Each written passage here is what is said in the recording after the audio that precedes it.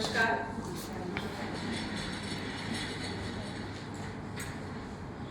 पता चला कि आज आप लोग लीडरशिप पे मैडम पल्लवी जी आज आप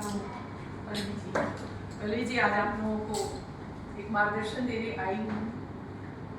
तो शुरुआत वही लीडरशिप से ही करते हैं कि जैसे लीडर में एल पहले लगा है, पहले आपकी लीड करने की कैपेसिटी होनी चाहिए आपके अंदर, बिकॉज यू आर इंजन में दम है तो टुकड़े आगे जाएंगे।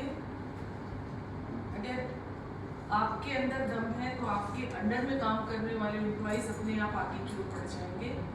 आपको जो दिया गया है, टारगेट दिया गया है, वो अपने आप आपकी कैपेसिटी से दूसरों की कैपेसिटी डेवलप करके मल्टीप्लाई करके टारगेट से ज़्यादा रिजल्ट दे सकते।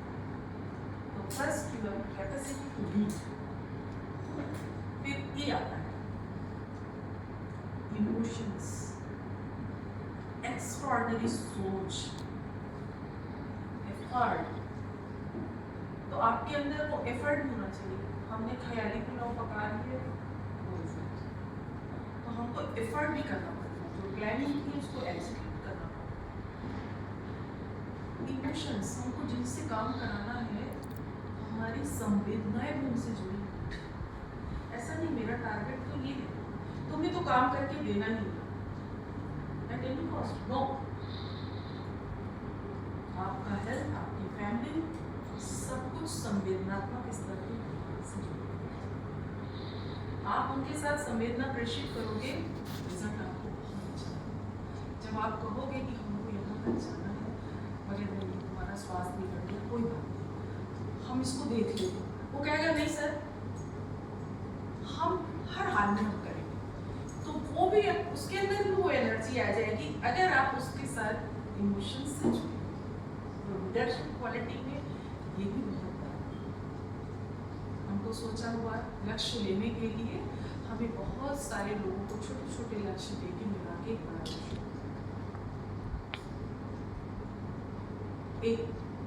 एक फॉर अटेंशन। जो काम हम कर रहे हैं क्या हम फोकस्ड हैं, और हमारे साथ साथ हमारे सारे सहकर्मी भी, उनको भी हम उधर फोकस करवा पाए। यदि हाँ तो परिणाम बहुत अच्छा। एग्जाम्पल, बचपन में खेलते थे, मिरर को लेके सूरज की किरणों को पेपर पे जला के देखा करते थे। संगठन रेस का असर वो अग्नि, वही अग्नि में हमने क्या डेवलप पकाने के लिए अपने प्रोजेक्ट को, अपने लक्ष्य को पाने के लिए। तो ये हुआ हमारा अटेंशन, LEAD, डेयरनेस। भय और भ्रम से हम मुक्त होके काम कर रहे हैं क्या? सर से भी डिस्कशन हुआ था, क्योंकि भय हमारे अंदर की जो क्षमताएं हमको कम करती है। जब हम डर जाते हैं ना तो हम उस काम को कर ही नहीं पाते या बेहतर रिजल्ट नहीं पाते। और भ्रम due to lack of knowledge. जिस काम को हम करने जा रहे हैं हमने क्या उस चीज को पूरे अच्छे से अध्ययन कर लिया है, हर एक पार्ट को परिणाम देने के लिए। और भय से क्या होता है, कहते ना एक कहावत है, जो डरा सो मरा। क्यों कहावत है? सारी कहावतें एक रिसर्च वर्क है और आपको की पॉइंट में दे दिया गया है, बचपन में याद कराया गया। अगर आप उसके अर्थ को समझ सकते, आप डर गए, आपके अंदर जो कुछ एक चैलेंज लेने की क्षमता थी उसको आपने दबा दिया। बिना चैलेंज लिए आप लाइफ में कुछ नहीं कर सकते। बच्चा छोटा सा होता है, गोद में माँ के खेलता है, उसको धरती पे उतारते हैं, वो अपने आप चैलेंज लेता है, पकड़ लेता है किसी चीज को खड़े होने के लिए, लड़खड़ाता रहता है, गिर जाता है, चैलेंज लेता है और फिर चलने लगता है। हम लोग उसको करते खुश होकर के वो दौड़ते हुए 4 कदम आके भले ही गिर जाए, उसने चैलेंज लिया तो चलना सीखा। और एक बार चैलेंज लिया, गिरा तो वो वहीं थमता नहीं कि नहीं नहीं अब हमें नहीं चलना, या माँ भी नहीं कहती कि मत चलो, बार बार गिरोगे फिर उठोगे। तो चैलेंज हमारे सफलता के मार्ग को प्रशस्त करता है, हमारे इरादे मजबूत करता है, हमको दिशा दिखाता है। अगली बार वो बच्चा प्रयास करता है, अब किस कारण से गिरे तो वो और मजबूती से अपना पैर रखता है। तो जो डी है, डी फॉर डेयरनेस, आपके अंदर वो डेयरनेस होनी ही चाहिए, तभी आप आगे भी काम कर पाओगे।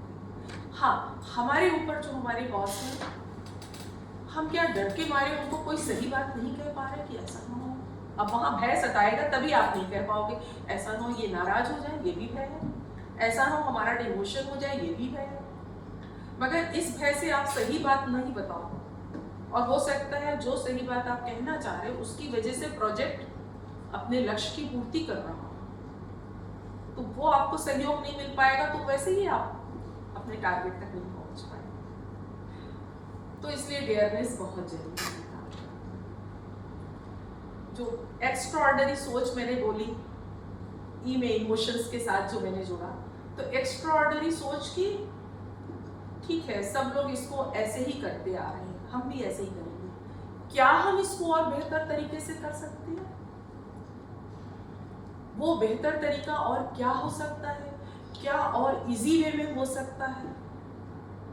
या जो कम से कम नॉलेज रखने वाला है वो भी क्या इस इजी तरीके को अपना करके उतना ही आउटपुट दे सकता है? तो एक्स्ट्रा ऑर्डिनरी सोच ये रखते हुए हमको आगे बढ़ना। और आर आ जाता है तो रीड, रन, ज्ञान लो, दौड़ लो, ये लीडर का हो गया। और फिर सबसे बड़ी चीज लीडर में क्वालिटी क्या? हमारे लॉयंस के गवर्नर, अब तो वो नहीं है इस दुनिया में, मगर उनके शब्द मुझे याद है, लॉयंस जी अरोड़ा जी, भोपाल के इंजीनियर थे। वो कहते थे बेटा लीडर को हमेशा सिर पे बर्फ की सिल्ली रखना चाहिए और मुंह में मिश्री की डली रखना चाहिए। तो उसको सबकी सुनना है, तो जब ये ठंडा होगा तभी वो सबकी सुन पाएगा। अगर वो एक बार में किसी एक की सुना और गुस्सा हो गया तो बाकी जो बैठे वो अपनी बात ही नहीं कहेंगे। तो उसको सबके सुनने के बाद जो कि काम हमको उन्हीं सबसे लेना है, उनके अंदर क्या चल रहा है उसको भी जानना बहुत जरूरी है। और अगर कोई समस्या है तो उसका समाधान करना जरूरी है। अगर उनके अंदर कोई ऐसी बात आ रही है जो वो कहना चाहते हैं जिससे हमारा काम और आसान हो सकता है, तो वो भी सबके विचार निकल करके आइडियाज हमारे पास आना चाहिए, क्योंकि वो आइडिया किसी के अंदर भी हो सकता है, कुछ भी हो सकता है छिपा हुआ, क्योंकि वो भी उसी फील्ड में काम कर रहा है, उसी जगह पे काम कर रहा है। वो किस एंगल से देख रहा है, हम अपना ही आईना सबको दिखा रहे हैं, मगर उसका भी अपना एक देखने का तरीका हो सकता है। तो हमको वो भी उसमें से लेना है। और फिर then read and run and run and run that is leader। तो मैं यहाँ पर ज़्यादातर सभी महिलाएं हैं तो मैं एक तो पहले आप लोगों के लिए प्रेरणात्मक पंक्ति बोलूँ कि जीत ही उनको मिली जो हार से जमकर लड़े, जीत ही उनको मिली जो हार से जमकर लड़े हैं, और हार के भय से डिगे जो वो धराशायी पड़े। हर विजय संकल्प के पद पूजते देखी गई है, और वो किनारे ही बचे जो सिंधु को बांधे। कि हम डर गए तो रह गए किनारे, बस संकल्प ही इसके सबसे बड़ा विकल्प है। किसी भी लक्ष्य को प्राप्त करने के लिए संकल्प ही सबसे बड़ा विकल्प है। और तनाव तो देखिए, आप इस वर्ष के वैसे भी राजा सूर्य है और मंत्री जो है मंगल है, सेनापति, तो तनाव तो हर व्यक्ति के जीवन में है। प्रकृति को भी तनाव हमने दिया है, तो वो तनाव प्रकृति से अलग थोड़ी है। अपने भारतीय उसमें कहा गया है पिंड तक ब्रह्मांड, जो कुछ प्रकृति में होगा वही शरीर में भी होगा। तो अगर प्रकृति गर्म है तो हम भी गर्म हैं। मगर हमको ठंडा कैसे रखना है अपने को, ये चीज भी हमारे ही अंदर है। तो हमको ऐसे वातावरण में, तनाव युक्त वातावरण में, जब हम बहुत से लोगों का तनाव भी साथ में ले लेंगे तो हम स्वयं भी अपनी क्षमता को कम कर देंगे, उनकी भी कम कर देंगे। हम क्या करते हैं, अभी हमने यहाँ एसी चला के रखा है ताकि दिमाग ठंडा रहे। तो इसी तरह हमको वो वातावरण भी निर्माण करना पड़ेगा, एटमॉस्फेयर को भी हमको वैसे ही बनाना पड़ेगा कि हम किसी को तनाव दे ही नहीं और किसी से तनाव ले भी नहीं, उसको वहीं की वहीं फिनिश कर। तो तनाव देने से और तनाव लेने से जो आपका आउटपुट है बिगड़ जाता है। हम अपेक्षित परिणाम नहीं ले पाते, हम रिजल्ट जो हमने 100% सोचा है वो हमारा 50-60 भी नहीं हो पाता। तो हमको तनाव मुक्त रखना है अपने कार्यस्थल को।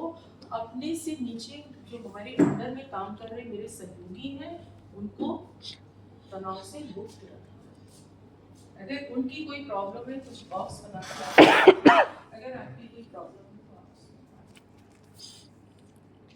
तो आप हमसे डायरेक्ट आप बात नहीं कर सकते, टाइमिंग है टेंशन, उसमें आप डाल दो, हफ्ते भर में वो खुलेगा किसकी क्या समस्या है तो उसको देख लेते हैं। अर्जेंट देखो आप अर्जेंट। तो कुछ इस प्रकार की चीजें जो होती हैं वो एटमॉस्फेयर को बहुत अच्छा करती हैं और एक प्लेजेंट एटमॉस्फेयर सबको प्लेजेंट करता है, तभी उसके सामने प्लेजेंट होना। तो ये रही शॉर्ट में लीडर की लीडरशिप वाली बातें। एक दोहा जो आपको हमने कहा वही आपको 4 शब्द देके यहाँ से जाऊंगी। सुंदर गाड़ी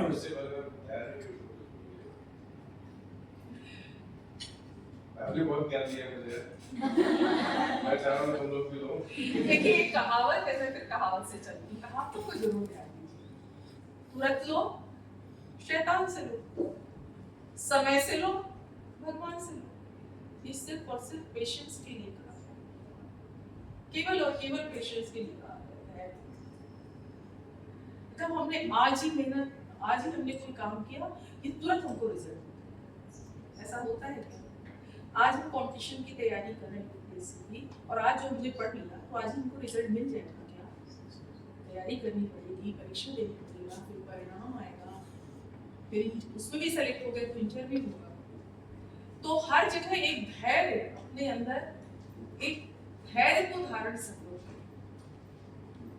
धैर्य जीवन में प्रगति के लिए बहुत जरूरी है। हम बीज बोते हैं तो क्या तुरंत फसल मिल जाती है क्या?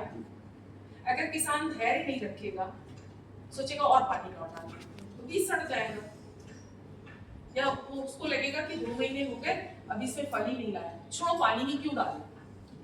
जब लोग बीच में काम छोड़ उठ जाते हैं छोड़ तो पानी ही क्यों डाले, तो भी सूख गए। या अच्छा अब तो फल लग गए हैं, अब चलो कोई देखभाल की जरूरत है, सीधे काटेंगे। क्यों? अगर कीड़े लग गए तो, अगर खरपतवार निकल आए तो, खरपतवार हमने बोए नहीं है मगर वो निकल आए, उसने फसल को नष्ट कर दिया। तो खरपतवार क्या है? हमारे वो विचार जो हमारी प्रगति की मार्ग में बाधक है, वो हमारे लिए खरपतवार है। हमको अपने इन विचारों को हमेशा विदाई करते रहना, उसको उखाड़ते रहना, उसको हटाते रहना। और जब हम ये सब चीजें करेंगे तो धैर्य के साथ एक अच्छी फसल मिलेगी। तो धैर्य जीवन में बहुत जरूरी है। हकीकत में मैंने कई प्रयास किया, उससे क्या होता है, धैर्य की कमी से आप देखिए अभी एक बच्ची का आया कि नीट पीजी हम दोबारा एग्जाम नहीं दे सकते, सॉरी मम्मी पापा, इसलिए मैं आत्महत्या कर रही हूँ। क्या उससे आप नीट में सेलेक्ट हो गए क्या? हो गए क्या? बल्कि आप न वहां सेलेक्ट हुए और यहाँ पेरेंट्स को अलग किया, तकलीफ है। तो इसमें उस बच्चे का ही उतना दोष नहीं है, पेरेंट्स का दोष। उन्होंने धैर्य सिखाया ही नहीं, क्योंकि बचपन से वो बच्चा, आज अकेले बच्चे होते हैं, माँ ये चाहिए, पिताजी ये चाहिए, तुरंत। तो जीवन में उनको ये अपेक्षा हो जाती जब मैं जो सोचूं वो तुरंत मिल जाए। मगर ये तो सीमित दायरा माता पिता का अर्थ प्रधान है तो तुरंत मिल गया, मगर लाइफ में हर जगह तुरंत तो मिलता नहीं। धैर्य भी हमको आना बहुत जरूरी है। अगर धैर्य नहीं है तो आप विषम परिस्थितियों का सामना ही नहीं कर सकते। आप रुक जाओ, रुको, ये जानो कि हर दिन के बाद रात आता है। और फिर ये भी जानो कोई रात ऐसी नहीं है जिसके बाद दिन ना आता। तो रात और दिन का ध्यान रखो जब भी जीवन में विषम परिस्थितियां आए। अंधेरे के बाद उजाला आएगा, और जब उजाला आ गया, अरे वाह, अब अंधेरा नहीं होना चाहिए, होगा, क्योंकि रात आनी है, ये क्रम है। तो रात और दिन का हम ध्यान रखेंगे तो हम कभी भी जीवन में डगमगाने नहीं पाएंगे, निराशा हमको घेरने नहीं पाएगी, हमें उजाले की आस रहेगी। तो हमें सुबह, अगर अंधेरी रात है तो सुबह का हमको इंतजार रहेगा। उस दौर तक हमारी आंखें थकेंगी नहीं, हम उस आशा के साथ उस दौर का इंतजार करेंगे। तो धैर्य जीवन में बहुत जरूरी है। और आज हम देख रहे हैं बड़े बड़े बच्चे हमारे IIT इधर सारी जगह निकल जाते हैं, मगर लास्ट में फाइनली देखते हैं कि वो धैर्य की कमी हो जाती है। लाइफ पार्टनर अपने मन का चुना और थोड़े समय के बाद सामंजस्य नहीं बना, सब कुछ खत्म। क्यों भाई? जब आपने अपने मन से चुना तो प्रेम की क्या परिभाषा है? त्याग, समर्पण। हम वहां अपेक्षाएं लेके आ जाते हैं, एक दूसरे की स्वार्थ पूर्ति को एक दूसरे को साधन समझने लगते हैं। अगर वो हम नहीं कर पाते हैं तो हम तुमने पहले शादी की ये कहा था, तुमने ये कहा था, तुमने ये कहा था, ये विवाद होता है। उसके बाद हम अच्छा तुमने हमें ये नहीं दिलाया, उन्होंने वो दिलाते हैं। और के हस्बैंड को देखो, कहेंगे और की वाइफ को देखो, क्योंकि यहाँ पे प्रेम और समर्पण है ही, यहाँ स्वार्थ था। जहाँ स्वार्थ आ जाता है वहां पे प्रेम का स्थान, प्रेम का स्थान नहीं, स्वार्थ। प्रेम निस्वार्थ होता है, एक दूसरे के लिए हम क्या बेहतर कर सकते हैं, ये प्रेम। हम विषम परिस्थिति में साथ कैसे कर सकते हैं, ये प्रेम। मैंने 5 किताबें यहाँ आपकी लाइब्रेरी के लिए दी है। उसमें एक दंपति और परिवार समस्या और समाधान, एक बुक है क्यों जरूरी है बचपन में संस्कार, एक बुक है महिला सशक्तिकरण, बेटी बचाओ बेटी पढ़ाओ, और एक है विचार शक्ति, जिसमें मेरे अपने विचार हैं जब जिस विषय से समझे। 4 तो ये बुक है, और एक है वीरांगनाओं की शौर्य गाथा, आजादी के अमृत महोत्सव में संभवतः भारत की पहली किताब, सबसे पहले सागर और ब्रह्म की वीरांगनाओं। इन सब के अलावा एक चीज और, इन सबसे पहले महिलाओं में शिक्षा के क्षेत्र में हमारी महिलाएं सब जगह, मगर आत्मशक्ति बहुत कमजोर है। आपकी ओर कोई आंख उठा के ना देख सके, ऐसी शक्ति हमको, गलत दृष्टि ना डाल सके, हमको ऐसी शक्ति अपने अंदर डेवलप होनी चाहिए। और वो पर्सनैलिटी में दिखनी भी चाहिए कि आप आए और सामने वाले के दिमाग में एक आपके साथ पॉजिटिव वेव्स जुड़े।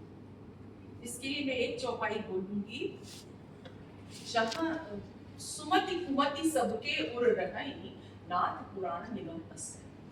ये सुंदरकांड की चौपाई है कि सुमति और कुमति, अच्छी बुद्धि और बुरी बुद्धि सबके अंदर निवास है। जब हम अच्छी बुद्धि का प्रतिशत बढ़ा देते हैं तो हमारे विचार अच्छे हो जाते हैं, और बुरी बुद्धि हमारे अंदर बढ़ जाती है तो हमारे विचार नकारात्मक हो जाते हैं।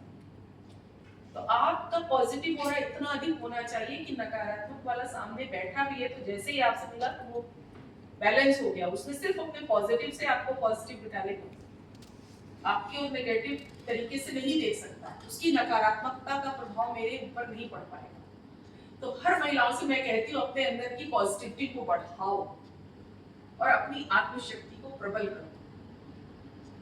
हम टारगेट नहीं बन सकते इतनी शिक्षा लेने के बाद, और कमी कहाँ रह जा रही है? शिक्षा तो है, आत्मशक्ति की कमी।